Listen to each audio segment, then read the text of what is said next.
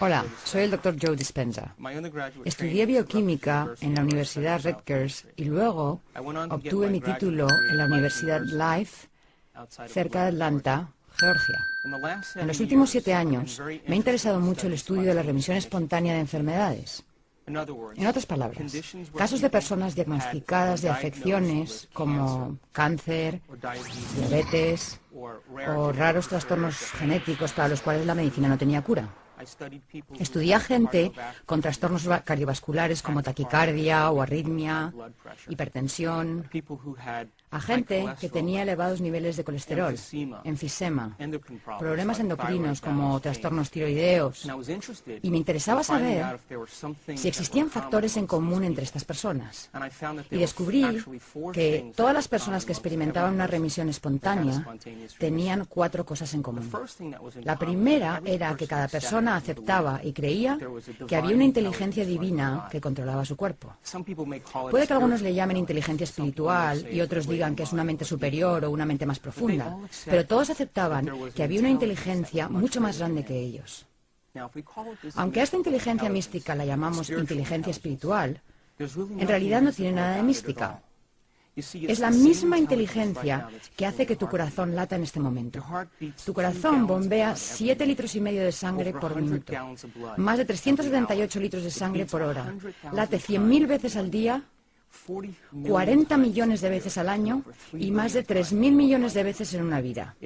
Bombea constantemente sin que tengamos que pensar en ello conscientemente. Si consideramos eso, hay un orden, hay una inteligencia que nos da vida, que mantiene el latido de nuestro corazón. Es la misma inteligencia que digiere nuestra comida, que la descompone en gases y nutrientes y la organiza para reparar el cuerpo. Todo ello sucede sin que lo pensemos conscientemente. Y estas personas empezaron a entender que había una inteligencia a cargo de su cuerpo que era superior a ellos, que realmente sabía más que ellos. Y que si conseguían conectarse con esta inteligencia, quizás se encargaría de curarlos.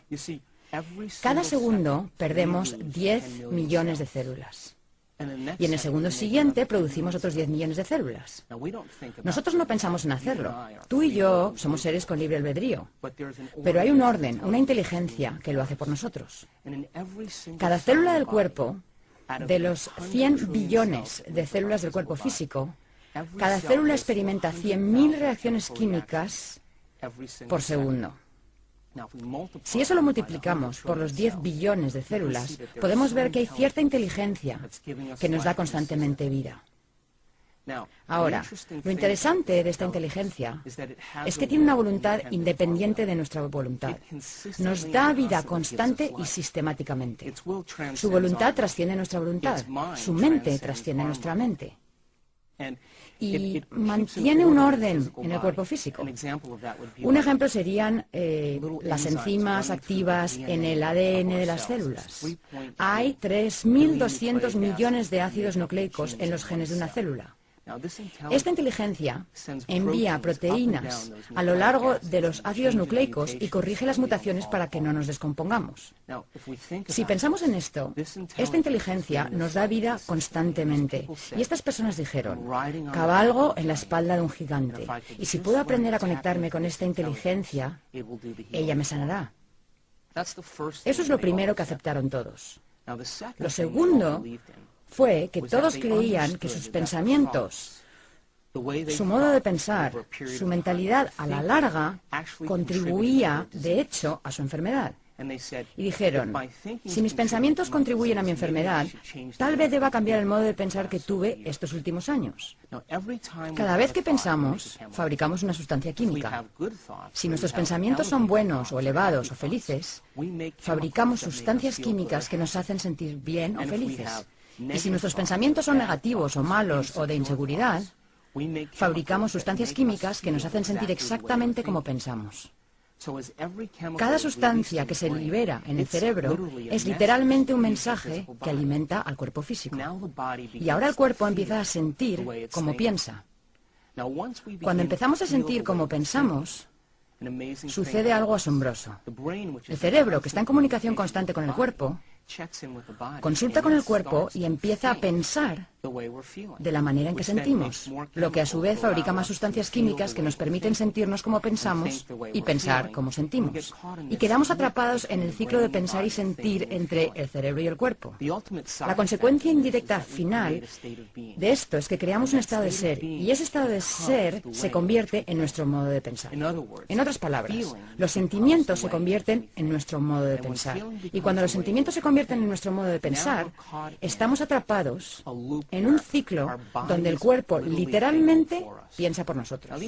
Estas personas razonaron y dijeron, si mis pensamientos han creado esta enfermedad, y mis pensamientos crean estas sustancias químicas que me hacen sentir de cierta manera y comportarme de cierta manera, tendré que cambiar mi modo de pensar.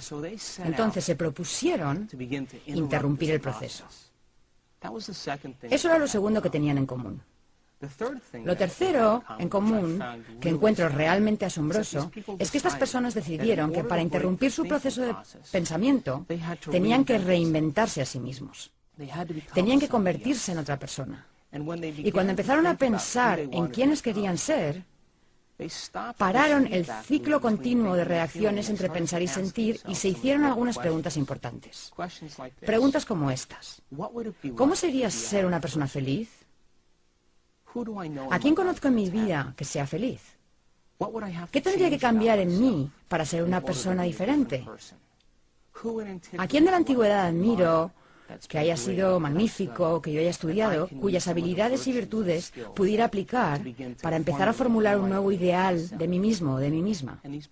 Estas personas se pusieron a contemplar los supuestos, las posibilidades, los potenciales de quienes querían llegar a ser.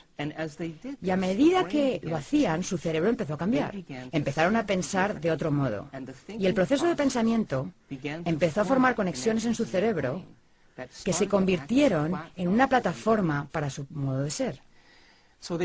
De modo que empezaron a acumular información, empezaron a examinar opciones diferentes al modo de ser que habían sostenido durante los últimos años de su vida.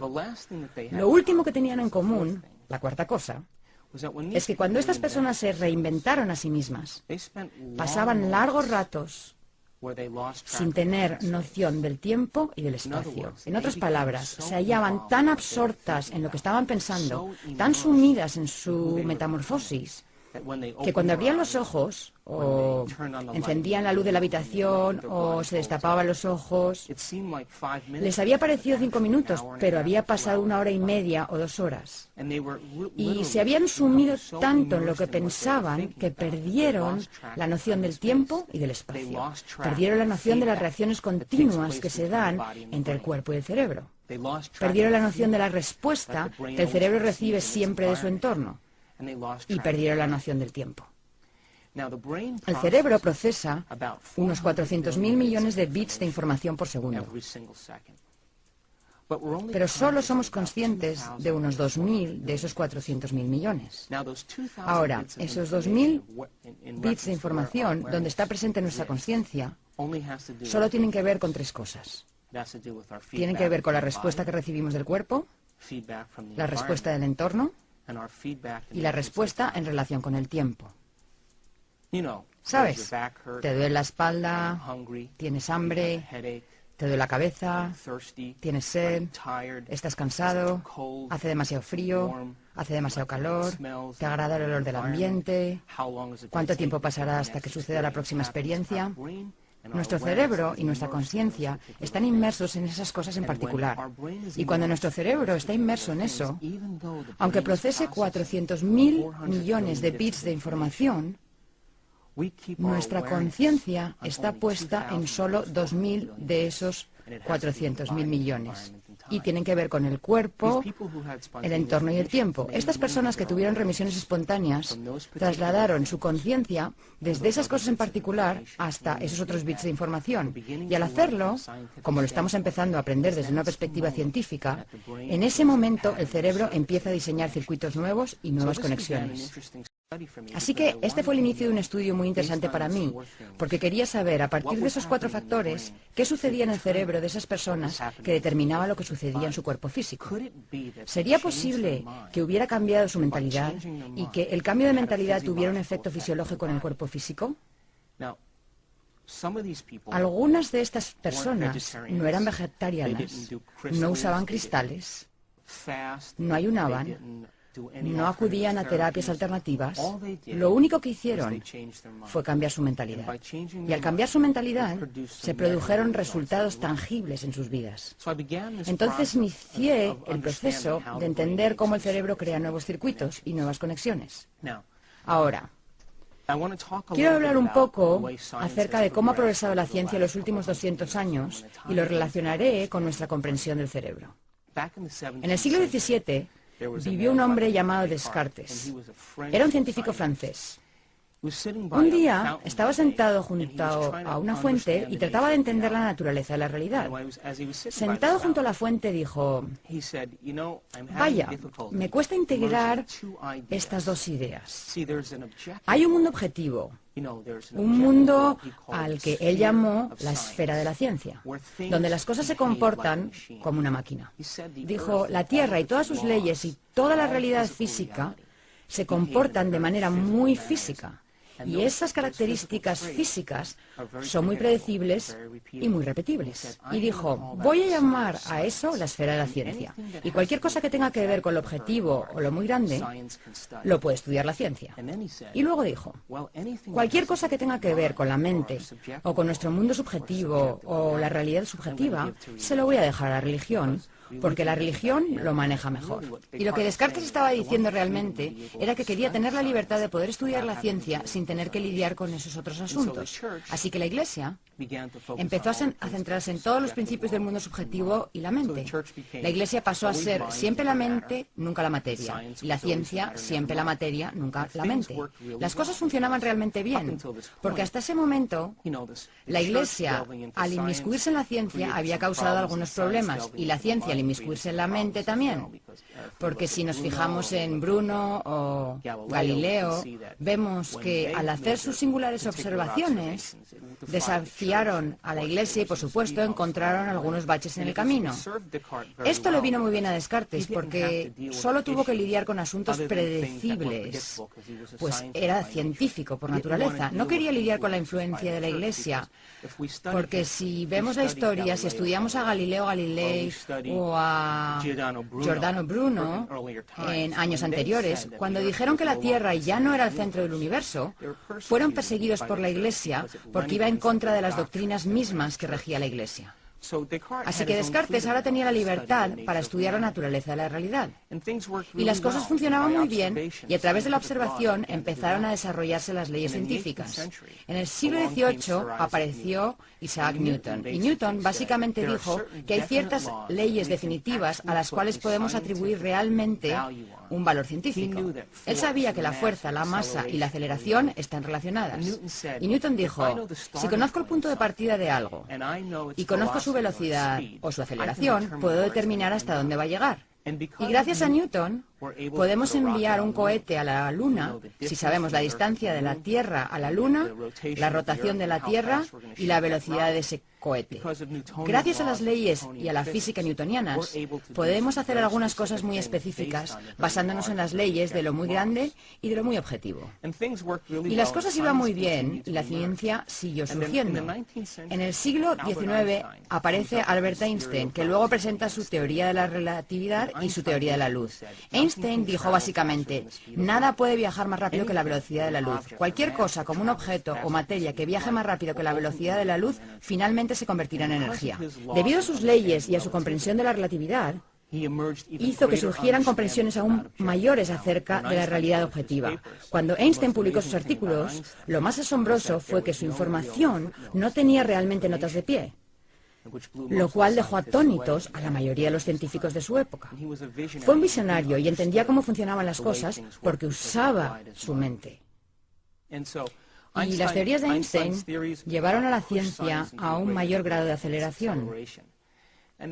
Y después de eso, Einstein empezó a trabajar con el principio del efecto fotoeléctrico. Lo que hizo fue aplicar corrientes eléctricas muy fuertes a placas de acero.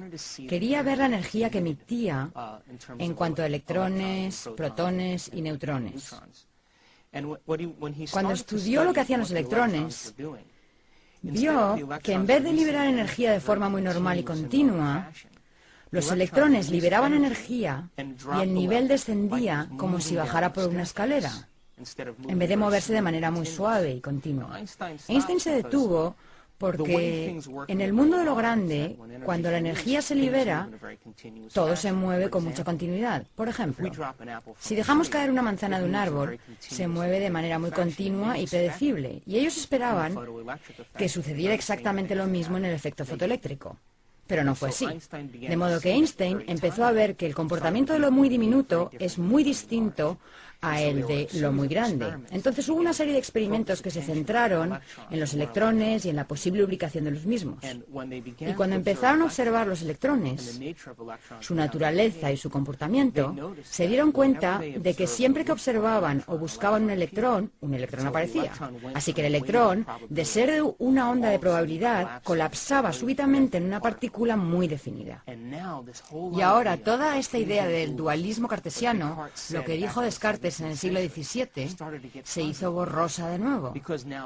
Porque ahora la persona subjetiva y la mente subjetiva empezaban a tener un efecto directo en lo muy objetivo. Y ahora la separación entre la mente y la realidad y la mente y lo objetivo empezó a integrarse otra vez. Independientemente de quién observara, ya sea que tuviera un título académico o no, su observación tenía un efecto en el campo cuántico. Y la física cuántica nació como resultado de esto. Y eso quiere decir que todos nosotros, cada persona, al margen de su credo, de su cultura, de su sexo, de su edad o de su raza, cada persona, cuando se le pide que observe algo, tiene un efecto en lo muy diminuto. Todos participamos en la naturaleza de la realidad. Ahora bien, la ciencia puede decir que la física cuántica y el observador que observa la realidad y que tiene un efecto en la realidad solo funcionan para lo muy diminuto. En otras palabras, solo lo muy pequeño responde a nuestra observación. Y tal vez la realidad funcione de manera que si nuestra observación afecta al comportamiento de las partículas subatómicas, quizá podamos encaminar la naturaleza de la realidad basándonos en nuestra propia observación. La mayoría de los físicos cuánticos dirían, no, nuestra observación solo funciona para lo muy pequeño, no para lo muy grande. Mi respuesta es que quizá somos malos observadores, quizá la observación es un arte como cualquier otra cosa, y podemos desarrollar esta idea llamada observación. Hay una parte del cerebro que usamos para prestar atención. Hay una parte del cerebro que usamos para observar. Se llama el lóbulo frontal. El lóbulo frontal es el área suprema del ser humano. Es el último escalón del desarrollo humano. Lo que nos separa de las demás especies del planeta no es el hecho de que nos paremos en dos pies, o que tengamos pulgares oponibles, o que nuestros ojos miren de frente, ni que tengamos el cerebro más grande, ya que los elefantes tienen un cerebro más grande que el nuestro. Tampoco es que tengamos poco vello. Lo que nos separa de las demás de las especies es el tamaño del lóbulo frontal comparado con el resto del cerebro. En los seres humanos, el lóbulo frontal abarca casi un 40% del cerebro.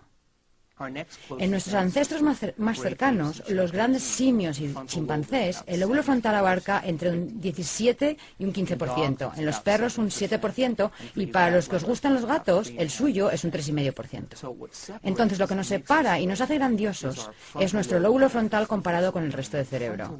El lóbulo frontal es el ejecutivo, decide la acción, determina el comportamiento. Es la parte del cerebro que usamos cuando planeamos o especulamos o cuando inventamos, cuando contemplamos posibilidades. Si tuviéramos que describir al lóbulo frontal con una sola palabra, diríamos intención o propósito. Cuando la intención de la gente coincide con su comportamiento, o cuando su comportamiento coincide con su intención, o cuando sus pensamientos se alinean con la acción, es cuando el lóbulo frontal está en su mejor momento. Una publicación de noviembre de 2004 se anunció que un grupo de científicos de la Universidad de Wisconsin decidió ver si la observación o prestar atención era una habilidad como cualquier otra cosa, y diseñaron un experimento en el que reunieron a un grupo de monjes budistas, monjes que habían estado meditando y concentrándose en conceptos como la compasión, el amor y la divinidad durante largos periodos de tiempo. La mayoría de estos monjes había pasado entre 10.000 y 50.000 horas de meditación. Así que esta gente sabía prestar atención. Formaron otro grupo de control con personas que nunca se habían centrado en algo con su mente desde su interior. Y les dijeron a los monjes: ¿entrenarían a esta gente durante una semana para ver si aprenden a desarrollar el arte de la meditación? Entonces, conectaron unos 256 electrodos en todo el cerebro de los monjes para medir qué tipo de actividad se registraba cuando estos monjes prestaban atención, y luego harían lo mismo con el grupo de control. Cuando estos 8 monjes se conectaron a estos escáneres, cuando se concentraron en un concepto como la compasión, cuando se concentraron en una idea dentro de sí mismos, su lóbulo frontal se encendió como nada que hubiesen visto los científicos anteriormente. La actividad del lóbulo frontal era enorme. Al compararlo con el grupo de control, la gente que recién aprendía a concentrar su mente y a prestar atención, su capacidad de mantener fijo ese pensamiento había tenido muy poco efecto en el lóbulo frontal. Los científicos sabían que un área específica en el lado izquierdo del lóbulo frontal es donde experimentamos alegría y felicidad. Y en un monje en particular, el escáner mostraba que la actividad cerebral de su lóbulo frontal era tan grande que los científicos dijeron: debe ser el hombre más feliz del planeta, debido a esa gran actividad. Cuando los científicos empezaron a especular y a ver los efectos de ese experimento, se dieron cuenta de que a lo mejor la observación y la atención es una habilidad. Tal vez, al igual que el tenis o el golf, podemos desarrollar la habilidad de prestar atención. Y si desarrollamos esta habilidad, tendríamos cada vez más capacidad y, como efecto y resultado, nuestro cerebro realmente cambiaría. De modo que la observación es una habilidad como cualquier otra. Y si podemos desarrollarla, quizá no solo las pequeñas partículas subatómicas respondan a nuestro mundo, sino que incluso las partículas subatómicas más grandes o los objetos más grandes tal vez respondan de acuerdo a nuestra capacidad de observar. En los años 30, en los Estados Unidos, se realizó un experimento con un grupo de chimpancés agresivos que presentaban rasgos personales antisociales.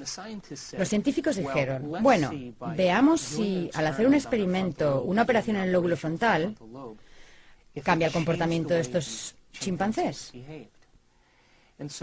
Tomaron un instrumento parecido a un pico para el hielo, lo insertaron en el lóbulo frontal de los chimpancés y empezaron a revolver. Lo llamaron el experimento pico de hielo, y después del experimento, los monos se volvieron muy dóciles y muy controlables y dejaron de ser agresivos hacia los demás chimpancés. Durante esta época, en los Estados Unidos, a finales de los 30, las instituciones psiquiátricas estaban atestadas de gente con la misma enfermedad, trastornos de personalidad antisocial y rasgos agresivos. Debido a la depresión de los años 30, era muy costoso administrar medicinas a esta gente a fin de mantenerla bajo control. De modo que los científicos de cierta universidad dijeron: ¿por qué no probamos este experimento en algunos pacientes de estas instituciones psiquiátricas? Ahorraríamos mucho dinero en medicinas. Entonces escogieron a unos pacientes, los llevaron al quirófano mientras dormían y los anestesiaron con pentotal. Una vez anestesiados, insertaron un bisturí por debajo del párpado y perforaron la parte más blanda del cráneo detrás del globo ocular. Y cuando perforaron el cráneo en ese área, con un bisturí, la rasparon de lado a lado. Se llamó el experimento limpiaparabrisas y, por supuesto, como ya sabemos, eso es una lobotomía. Cuando retiraron el bisturí, suturaron las incisiones y los llevaron a sus habitaciones y estos sujetos de pronto empezaron a comportarse de otro modo. Notaron cosas muy interesantes en estas personas, que eran el efecto de la lobotomía. Lo primero fue que todas ellas se volvieron perezosas y letárgicas. Lo siguiente fue que carecían de inspiración. Perdieron la iniciativa de hacer cosas. También notaron que tenían un enorme deseo de hacer lo mismo de siempre. En otras palabras, les gustaba escuchar la misma estación de radio, comer la misma comida, usar la misma ropa, y si les alteraban la rutina de alguna manera, se desmoronaban emocionalmente. Así que tenían un deseo tremendo de hacer siempre lo mismo. También se dieron cuenta de que no se podían concentrar en una tarea única. En otras palabras, empezaban algo y se distraían, empezaban otra cosa y se distraían y empezaban otra cosa. Nunca terminaban un ciclo de acción. También se dieron cuenta de que no podían entender el significado de las situaciones. No podían aprender nada nuevo. No podían modificar su conducta. Aprender es modificar nuestra conducta. Así que se atascaban tanto en la rutina de hacer algo una y otra vez insistentemente que nunca modificaban su conducta en ninguna circunstancia. Y lo último que percibieron es que no podían proyectarse al futuro, no podían hacer planes para el futuro, no podían proyectar ideas al futuro. Por ejemplo, si se ataban el cordón de los zapatos y el cordón se rompía, en vez de buscar uno nuevo, seguían tratando de atar el mismo cordón aunque estuviese roto. Entonces, si consideramos esto, un daño en el lóbulo frontal produce ciertos efectos en la gente. La gente se vuelve perezosa, letárgica y sin inspiración. Pierde la iniciativa, tiene un deseo de hacer siempre lo mismo, no hace nada nuevo. No puede proyectarse al futuro, no aprende nada nuevo y se distrae fácilmente. Bueno, esto empieza a parecerse a la mayoría de la gente de nuestra cultura. Y la razón es que no hemos dominado la capacidad de usar el lóbulo frontal apropiadamente. Quizá no hemos dominado el arte de la observación. Quizá la observación es un arte en sí mismo. Y la mayoría de las personas se distraen tanto con su mundo externo que no usan el lóbulo frontal debidamente. Si lo pensamos, todo lo que nos rodea le envía constantemente información al cerebro.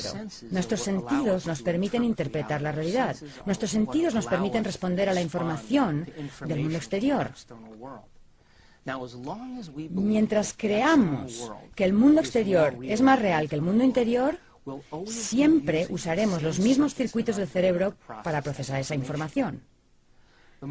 Cuando aceptamos que el mundo interior afecta al mundo exterior, tenemos que empezar a usar el lóbulo frontal. Científicamente sabemos que es cierto, indudablemente cierto, que el cerebro está influenciado y moldeado por el entorno. Eso lo sabemos específicamente. Sin embargo, la ciencia también está empezando a descubrir que nuestro cerebro está influenciado y moldeado por nuestra capacidad de prestar atención y que cuando podemos prestar atención y tenemos la capacidad de adquirir conocimiento y de fijar ese conocimiento en nuestro cerebro, empezamos a crear nuevos circuitos. Y cuando somos capaces de hacer nuevos circuitos, empezamos a percibir la realidad de otra manera, según las conexiones establecidas en nuestro cerebro. Veamos un ejemplo. Supongamos que yo tomara un cuadro de Monet, por ejemplo, y lo pusiera sobre una pantalla aquí arriba y dijera, échale un vistazo a este cuadro de Monet y solo disfruta del cuadro. La mayoría de la gente miraría el cuadro unos minutos, reconocería ciertos objetos en el cuadro y daría por terminado el asunto. Ahora bien, si quitara el cuadro y te dijera, quiero contarte algo acerca de Monet, ¿sabías que pasó 44 años de su vida tratando de entender cómo se unificaba todo el mundo?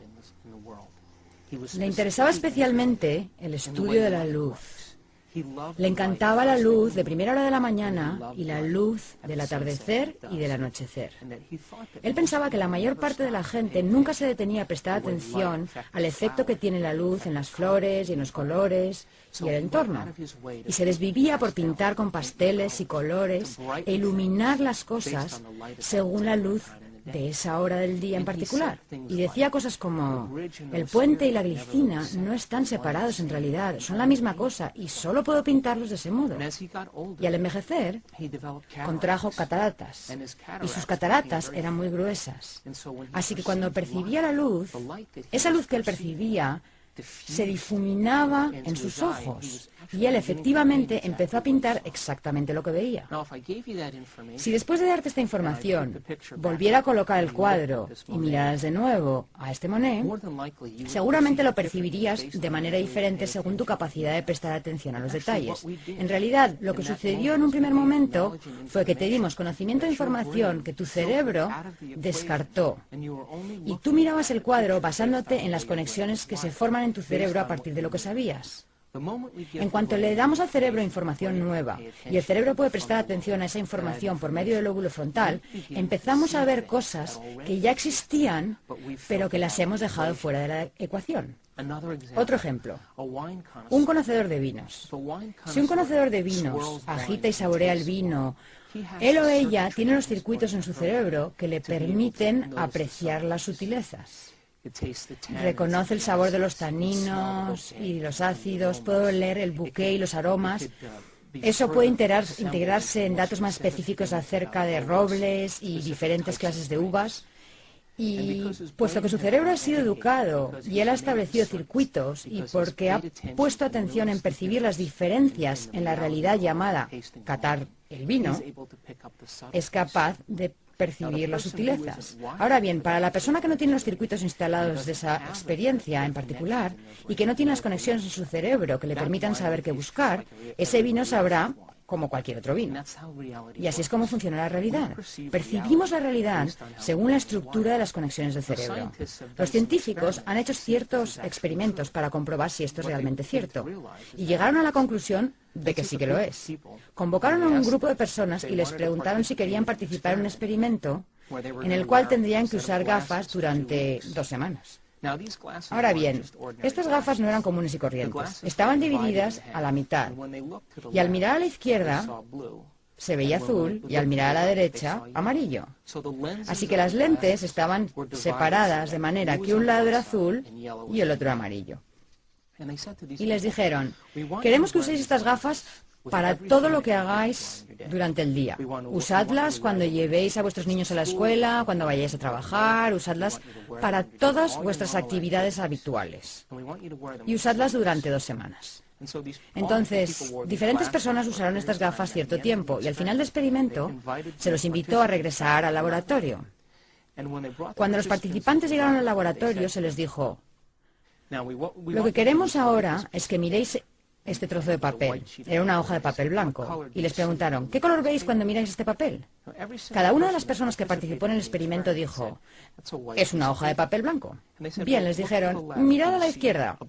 ¿Veis un trozo de papel azul allí? No, respondieron.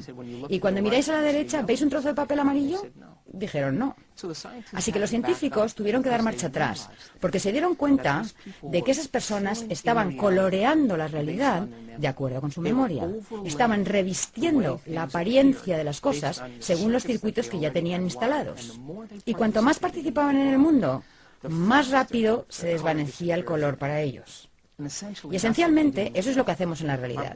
Nuestro cerebro está interconectado de una cierta manera. Estamos provistos de una cierta cantidad de circuitos en nuestra vida y luego ampliamos esos circuitos con las conexiones que establecemos a partir del conocimiento que adquirimos. Y si no adquirimos nuevo conocimiento, usamos siempre los mismos circuitos, lo que hace que la realidad se presente exactamente igual. Si el conocimiento y la información que obtenemos no son convencionales, si se salen de los parámetros de lo que se acepta científica, social y políticamente, e incluso de lo que se acepta religiosamente, a lo mejor empezamos a percibir la realidad de otra manera, basándonos en ese conocimiento que hemos adquirido.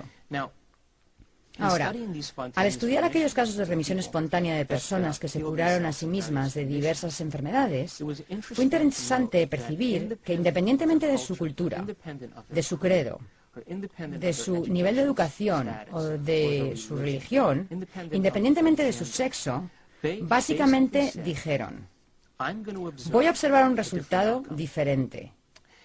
Y voy a aferrarme a esta observación independientemente de la reacción de mi cuerpo, independientemente de la reacción de mi entorno e independientemente del tiempo. El lóbulo frontal, la corona de la evolución del ser humano, nos permite hacer eso. El lóbulo frontal nos da permiso para que el pensamiento sea más real que todo lo demás. El lóbulo frontal nos da permiso para aferrarnos bien a un concepto, a una idea, aferrarnos a una visión o a un sueño, independientemente de las circunstancias presentes en nuestro mundo, de las circunstancias presentes en nuestro cuerpo y de las circunstancias relacionadas con el tiempo. Y esas son las cosas y los rasgos que secretamente admiramos en los grandes personajes de la antigüedad, ya sea Martin Luther King o William Wallace. Alguien que tuvo una visión, alguien que tuvo una idea.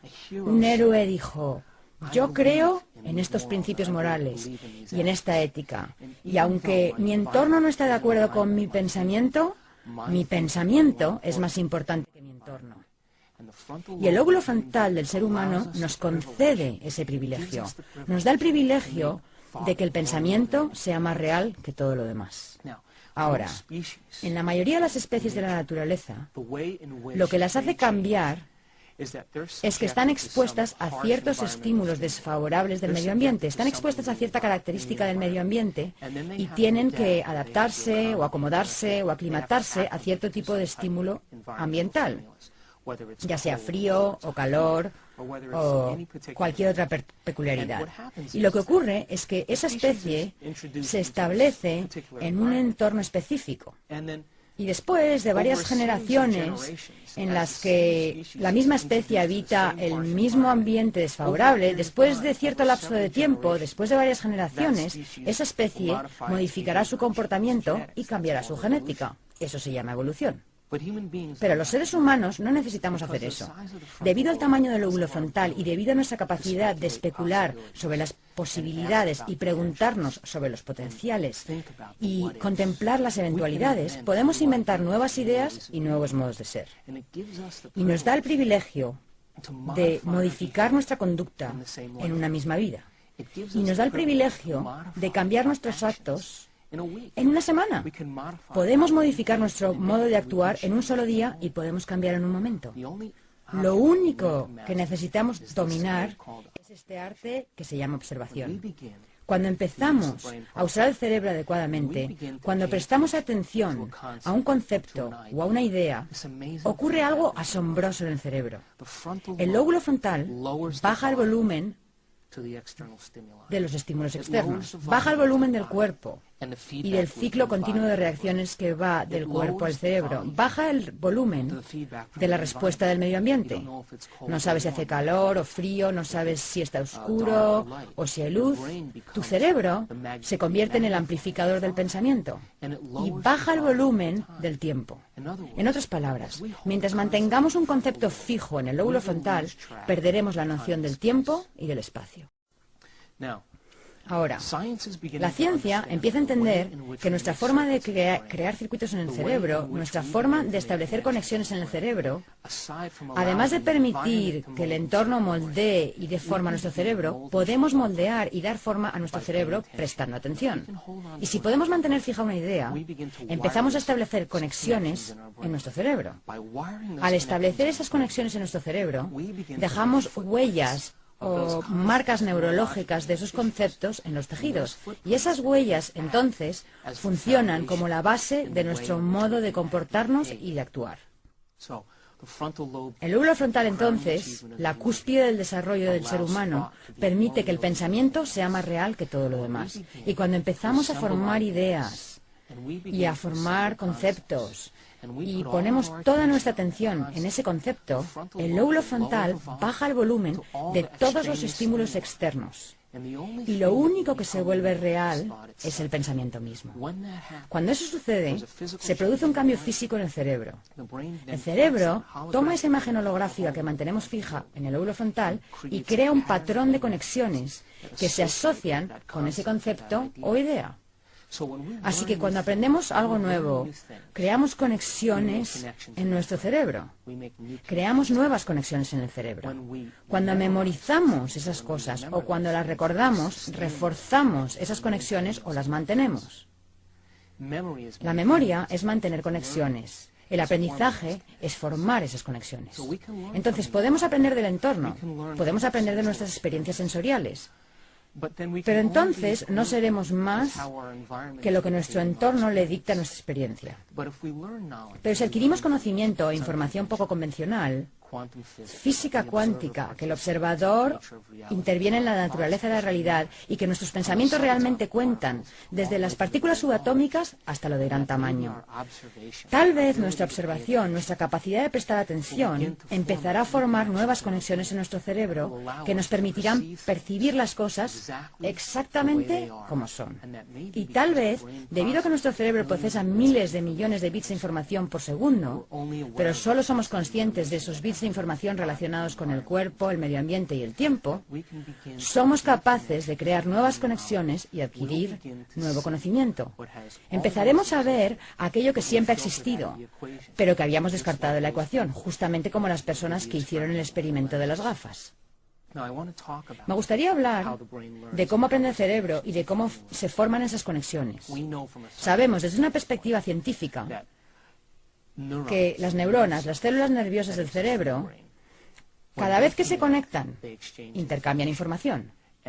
Cuando se conectan e intercambian información, ese punto de conexión es una comprensión adquirida relacionada con un concepto. Como dije, cuando recordamos algo, activamos esas conexiones y les damos vida. Ahora bien, tenemos una cantidad enorme de conexiones en nuestro cerebro, infinitas conexiones, alrededor de billones y billones de conexiones. Y cada punto en el que esas neuronas se conectan e intercambian información, traza un mapa, un patrón o una secuencia que refleja cierta idea, algo que hemos aprendido, un rasgo, un comportamiento, un talento, una tendencia, e incluso un sentimiento. Y todas esas conexiones son la suma total de lo que somos como individuos. Todas las personas son diferentes, pues han tenido experiencias diferentes en su vida, han adquirido un conocimiento diferente y están provistos de cierta cantidad de conexiones genéticas. Y eso básicamente constituye nuestro punto de partida como individuos. La mayoría de las personas en determinado punto de sus vidas dependen de esos circuitos establecidos y nunca aprenden nada nuevo. Dejan que los sentimientos se conviertan en su forma de pensar, dejan de aprender y comienzan a sentir. Y cuando llegamos al punto donde dejamos de aprender y empezamos a sentir, es entonces cuando vivimos nuestras propensiones genéticas, es entonces cuando vivimos el futuro predeterminado genéticamente que existe para nosotros como individuos. Cuando adquirimos nuevo conocimiento, el cerebro empieza a reestructurarse, empieza a disparar nuevas secuencias y nuevos patrones, con nuevas conexiones. Y si podemos mantener estas conexiones durante un largo periodo de tiempo, podemos modificar y cambiar nuestro comportamiento. Y lo que ocurrió con las personas que tuvieron remisiones espontáneas es que adquirieron conocimiento y aplicaron ese conocimiento al plantearse posibilidades. Y comprendieron que si conseguían conectarse con esa inteligencia, que hacía latir su corazón y digería sus alimentos, si lograban susurrar al oído del gigante que controlaba su cuerpo físico, que sabía crear células, que sabía organizar el ADN, si conseguían igualar su voluntad a la suya, si conseguían igualar su mente a la suya, si conseguían igualar su amor por la vida al de esa inteligencia, ya que era eso lo que continuamente les daba vida. Pensaron que entonces el hecho de cambiar sus pensamientos enviaría una nueva señal a sus células y que establecer nuevas conexiones en su cerebro causaría finalmente un nuevo efecto fisiológico en su cuerpo. Así que el proceso de reinventarse significaba reorganizar esos circuitos hacia un ideal más extraordinario de sí mismos. El cerebro aprende de dos maneras distintas. El aprendizaje está dividido en dos áreas diferentes. Cuando aprendemos algo y lo memorizamos, hay un área en particular llamada aprendizaje explícito. Otro nombre que se le da al aprendizaje explícito es el aprendizaje declarativo o memoria declarativa. La memoria declarativa son cosas que podemos declarar. Uno de los aspectos de la memoria declarativa es el conocimiento, la información, la filosofía. Por ejemplo, cuando adquirimos nueva información, nuevo conocimiento, datos intelectuales, filosofía, cada vez que hacemos eso, el cerebro crea determinado tipo de circuitos. El segundo tipo de memoria declarativa se llama experiencia. Las experiencias, por lo tanto, son cosas que podemos declarar. Puedo declarar que yo soy un hombre, puedo declarar que sé dónde estaba el 11 de septiembre, puedo declarar que me gustan las manzanas, porque he vivido esas experiencias. Los sistemas de memoria del cerebro relacionados con la memoria declarativa tienen una secuencia muy específica según la cual el cerebro estructura esa información. Se estructura en el cerebro pensante, en la parte del cerebro donde existe la consciencia presente. Y esa secuencia de conocimiento y de experiencia en particular permite que el cerebro funcione en la realidad. Podemos manejarnos en el mundo exterior debido a que usamos conscientemente la memoria declarativa para tomar decisiones. Usamos conscientemente la memoria declarativa para proyectar el futuro. La usamos conscientemente para desempeñarnos en nuestro mundo, para tomar decisiones todos los días. Ese sistema de memoria permanece intacto para que podamos desenvolvernos en nuestro mundo. El segundo sistema de memoria se llama memoria implícita. Los sistemas de memoria implícita son muy poderosos, pues los recuerdos implícitos son cosas que no podemos declarar. Se llama memoria no declarativa. Los recuerdos no declarativos son cosas tales como habilidades, hábitos, condicionamientos, rasgos, tendencias e incluso comportamientos. Esos rasgos y comportamientos los hemos practicado y ejercido tantas veces que ya no necesitamos pensar en ellos. Se llaman recuerdos de procedimiento y tenemos cientos de esos recuerdos estructurados en el cerebro. Esos recuerdos de procedimiento son cosas como maniobrar la palanca de cambios de nuestro coche. Cuando usamos la palanca de cambios, lo hemos hecho tantas veces que ya no tenemos que pensar en ello. Está fijado neurológicamente como un circuito completo.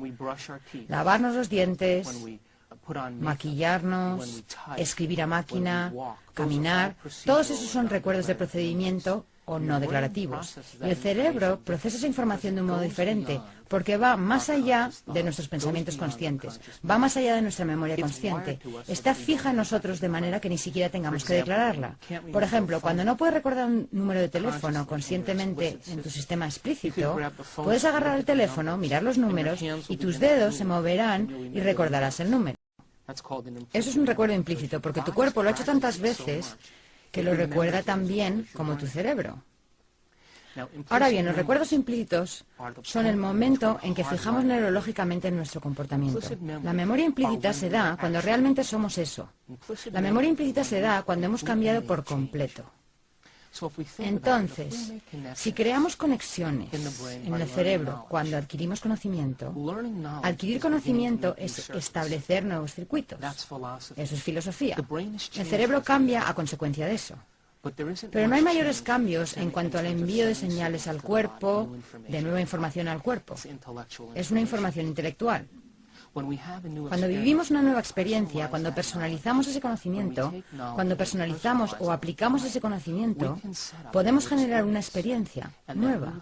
Y esa nueva experiencia, entonces, nos permite estructurar y cambiar nuestro comportamiento. Por lo tanto, el conocimiento aplicado crea una nueva experiencia.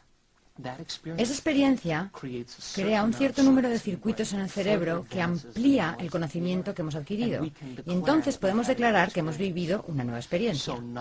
Así que el conocimiento es pensar.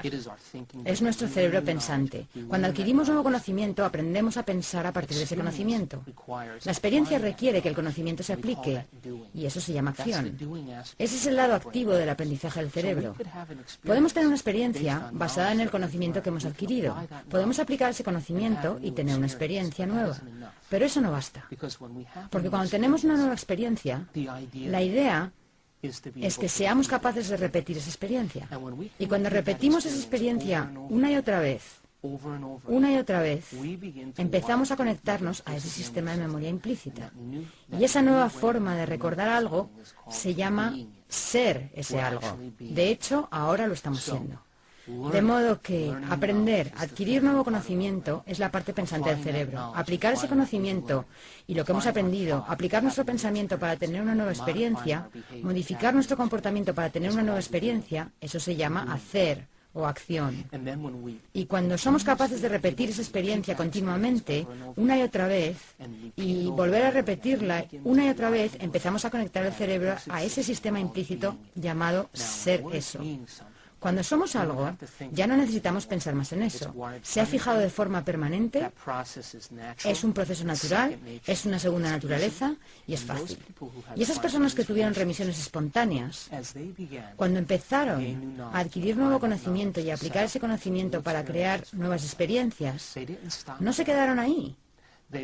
Continuaron hasta que ese sistema quedó instalado en su cuerpo, hasta que realmente fueron capaces de ser eso. Una vez que somos algo, eso se ha fijado permanentemente, de modo que ya no tenemos que pensar en eso. Y la idea es que nuestro cerebro dispone de sistemas automáticos, de programas automáticos que definen nuestra forma de pensar y de sentir toda nuestra vida. Pensar como una víctima. Pensar como una persona insegura. Y si tenemos pensamientos de inseguridad, se fabrican sustancias químicas que nos hacen sentir inseguros. Y una vez que nos sentimos inseguros, el cerebro empieza a pensar tal como estás sintiendo. Esas personas que tuvieron remisiones espontáneas de enfermedades, esas personas que se curaron a sí mismas de distintas afecciones, produjeron grandes cambios físicos en su cerebro. Esos cambios no consistieron simplemente en adoptar intelectualmente esa información. No se trató de vivir una experiencia una sola vez. Realmente querían convertirse en alguien diferente. Cuando se reinventaron a sí mismos, cuando dijeron, creo que existe una inteligencia dentro de mí que da vida a cada individuo, ya sea feliz o infeliz, rico o pobre, santo o pecador. Hay una inteligencia que da vida a cada ser humano. Si yo pudiera tener acceso a esa inteligencia y convertirme en alguien diferente, ella le daría vida a esa nueva persona que emerja, sea quien sea. Y si mis pensamientos cuentan, voy a tener que construir unas conexiones neurológicas permanentes en mi cerebro para convertirme en ese nuevo patrón de ser. Y tengo que abandonar y renunciar a esa vieja forma de pensar y sentir que estaba muy ligada a mi entorno, muy ligada a mi manera de pensar en mi mundo, basada en mi viejo yo. Y tal vez aquellos viejos sentimientos y esas viejas conexiones estaban ligados a viejas experiencias. Y tal vez, al reinventarme a mí mismo o a mí misma, habrá un periodo de tiempo en el que no tendré sentimientos. Quizá esas viejas emociones y esos viejos sentimientos estaban ligados a alguna vieja experiencia que fue la verdadera causa de la enfermedad en primer lugar. Y al desprenderse de esos viejos pensamientos y sentimientos, solo con dejarlos y reemplazarlos con una nueva idea del yo, una nueva señal recorrió el cuerpo y la persona realmente se liberó. Y lo único que tuvo que hacer fue separarse de la gente, de las cosas y de las distracciones del entorno y del tiempo, de los episodios, sucesos, y dejar que el pensamiento fuera más real que todo lo demás. En el proceso de ensayar, en el proceso de pensar en quién querían convertirse, en el proceso de pensar en eso una y otra vez, hicieron que esos circuitos se volvieran más permanentes. Comenzaron a crear un nuevo individuo, a emerger como un nuevo ser. Y como resultado de eso, de ese proceso, donde desarrollaron la capacidad de prestar atención, desarrollaron la capacidad de llevar su mente lejos de su cuerpo, de llevar su mente lejos del entorno. Incluso llevaron su mente lejos de la referencia del tiempo. Y cuando hicieron eso, es posible que abrieran la puerta del campo cuántico. Tal vez estaban entrando en un nuevo nivel mental, y cuando eso sucede, cuando podemos hacer que el pensamiento sea más real que todo lo demás, el cerebro empieza a estructurar esos patrones y conexiones que son iguales a lo que somos y en quienes nos estamos convirtiendo. Así que las remisiones espontáneas que tuvieron estas personas tal vez no hayan sido un milagro en absoluto. Tal vez ellos solo se convirtieron en alguien diferente y tal vez creyeron que esta inteligencia los respaldaría y le daría vida a quien sea que ellos fueran. Y tal vez esta inteligencia era más lista y más brillante que ellos y tenía más voluntad que ellos e intervino y les reorganizó el cuerpo. Y lo único que tuvieron que hacer fue convertirse en alguien diferente. Y cuando así lo hicieron, esa inteligencia les dio vida, y su vida cambió, y su salud cambió, y su futuro cambió. Tal vez esas personas que tuvieron remisiones espontáneas renunciaron a los sentimientos y a las emociones que estaban ligadas al pasado. Y en el proceso de convertirse en alguien nuevo, en ese proceso de reinventarse, donde crearon nuevos circuitos con los que operar, abandonaron su pasado y su asociación al pasado y a todos los sentimientos y las emociones que lo acompañaban. Y tal vez las sustancias químicas que alimentaban al cuerpo basadas en esos pensamientos dejaron de fabricarse. Y debido a que ya no se fabricaban, la señal enviada al cuerpo era una nueva señal. Y esa nueva señal enviada al cuerpo no tenía ninguna relación con su asociación a esas actitudes del pasado, a esos pensamientos y a esos sentimientos del pasado, sino que ahora la persona tenía una idea de su futuro, una idea de algo a lo que aspirar. Y entonces, en cuanto empezaron a producir esos cambios, ya no enviaban la misma señal al cuerpo, sino que enviaban una señal nueva basada en lo que eran ahora. De modo que, si consideramos esto, entonces toda la idea de la separación entre mente y materia, la separación entre lo objetivo y lo subjetivo, puede que empiece a integrarse realmente cuando apliquemos todos estos principios. Tal vez la mecánica cuántica nos permita decir que nuestra observación cuenta. Y tal vez el lóbulo frontal, la corona de la evolución del ser humano, nos permita modificar nuestro comportamiento en una sola vida y crear nuevos circuitos y nuevas conexiones que nos proporcionarán un nuevo territorio de ser. Y esta fusión, que será ahora entre mente y materia, básicamente dice esto: mi pensamiento cuenta. Y porque mi pensamiento cuenta, debería tener un efecto directo sobre lo que está más cerca de mí, mi cuerpo físico. Y si podemos integrar esas ideas, hemos dado la vuelta completa y comprendido que no existe la separación, que la mente realmente da vida a la materia y que es nuestra mente como individuos la que puede unirse a una mente mayor. Y al unirnos a la mente mayor, estamos ejercitando el arte de la observación. Ponemos nuestra atención lejos de nuestro cuerpo, ponemos nuestra atención lejos de nuestro entorno y nos olvidamos del tiempo. Y cuando hacemos esto, ahora, la mente pura tiene un efecto directo sobre el cuerpo físico y sobre la naturaleza de la realidad, y afecta directamente a la materia. Y cuando llevamos a cabo esas ideas y las aplicamos en nuestra vida, nos convertimos en los científicos que evaluamos nuestra propia observación. Y tal vez ese sea el entendimiento inicial, el primer entendimiento de lo que significa tener un cerebro inmortal. Aprender, recordar y experimentar es nuestro don como seres humanos. Este proceso nos cambia para siempre. Dejar de aprender es dejar de cambiar.